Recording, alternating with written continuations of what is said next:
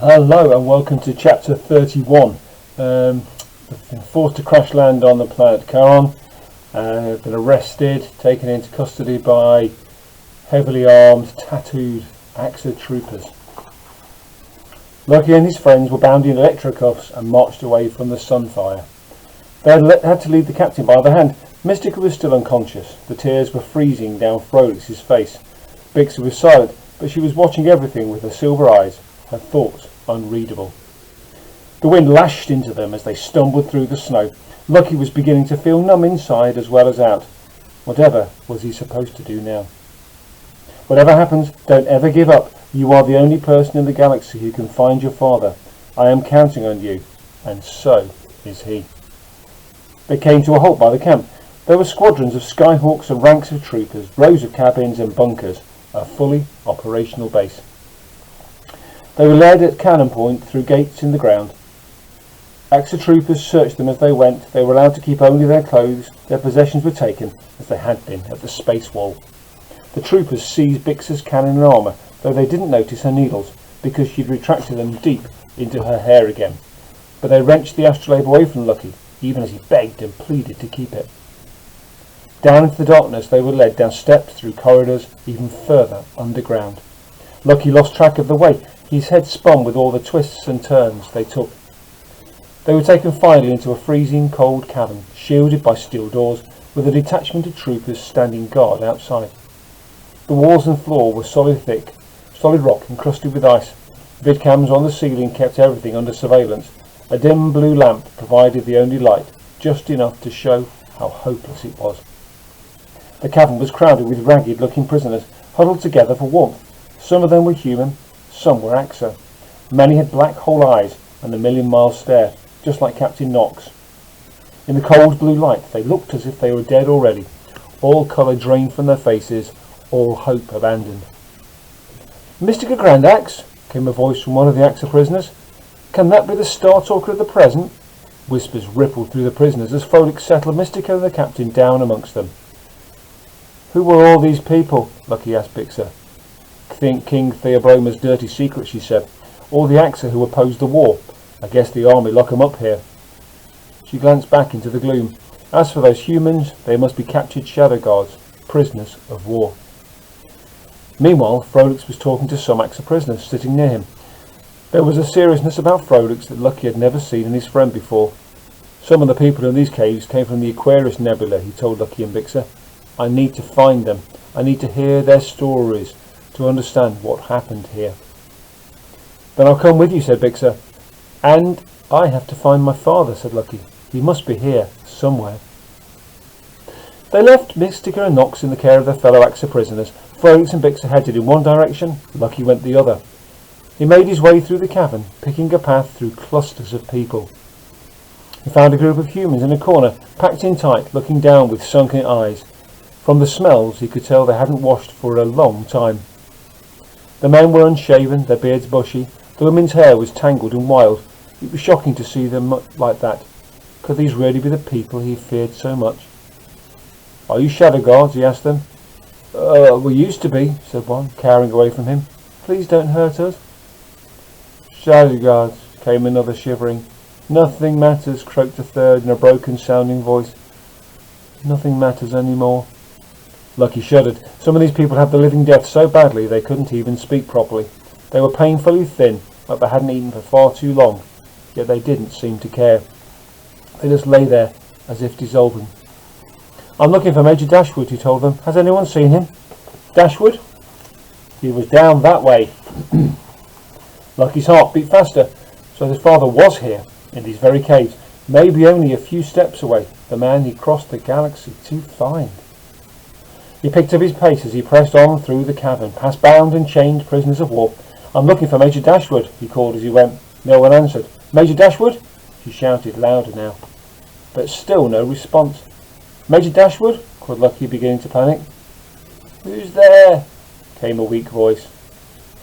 Lucky squinted through the bodies, through the dark blue gloom into the shadows, and found himself looking at the face that had watched over his whole childhood. The man with the moustache in his Starship Commander's uniform. The man looked very different now. He was still handsome, but he had aged so much. His uniform was torn to tatters. There were deep lines scored on his face, the marks of brutality on his body. It was almost impossible to imagine this man smiling. But it was him. Lucky was sure of it. He hesitated a moment, his heart beating hard. It felt as if his whole life had been leading to this moment. Are you Major Dashwood?" he asked. "Yes, I am," said the man, peering at him from the icy ground. "And who are you?" "I'm Lucky. I'm your son." Major Dashwood looked bewildered. "My son? And you're my father." The words began to pour out of him as the feelings welled up inside. "I've come such a long way to find you, and I'll take care of you, don't worry. I'll rescue you, I'll get you out of here. But I need to know everything about myself, who I really am, why I'm this..." But Major Dashwood was shaking his head. "I am not your father, you old man," he said. "You're AXA. I'm human. We're different." "No," said Lucky, ripping out the contact lenses, unbraiding his horns of hair. "This is all just a disguise. It's not real. I'm human, like you." "But I can't be your father," the man said. "I never had any children." "You didn't?" Lucky bit his lip. "But you're in the vidpick," he insisted, "with my mother and me. I was a baby. You were smiling at me by the Aquarius Nebula." Major Dashwood's eyes widened. "Just a moment. You're Diana's son?" "Yes," Lucky Powell paused, heart on the knife edge. "At least I think so. My mother never told me her real name, but she called herself Diana Ashbourne." "That name was my idea," the Major said. "I thought it up when I helped her escape." He ran his fingers through his hair, pushing it back from his eyes so he could see Lucky more clearly. "Diana's son? How extraordinary!" "No, I'm certainly not your father. I was only a friend of your mother's. We were shadow guards together. I did everything I could to help her. But where is she?" Lucky looked down, couldn't answer. Somewhere in the distance, the sound of water dripping echoed in the caves. "Oh," said Major Dashwood, I'm so sorry." Lucky bit his mouth until he could taste salt blood and burning. "So, you're really not my father?" "Of course not. Whatever did you think I was?" "That's what she told me. She never talked about you much, but she loved that vidpick. It was always on our screens."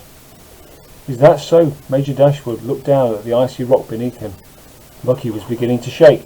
"So it was just another lie like everything else." "Oh, I wish I was your father," the Major sighed.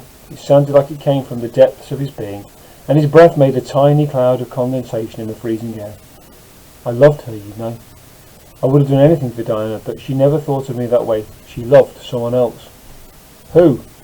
"Your father, of course, but she never told me of who he was. She was always rather mysterious about it. All I know is that she was desperate to get away at the end. From him, from the government, from everything. And she was right to get out. This war has made fools of us all. The things I've seen and done since she left, I wish I could forget." He shook his head violently and covered his face with thin, bony hands. He turned away from Lucky, eyes clenched shut, and sat there in the shadows, shivering. "Please, enough of these questions.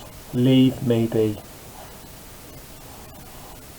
Lucky stared at him, stunned. He could not believe it. He'd done the impossible.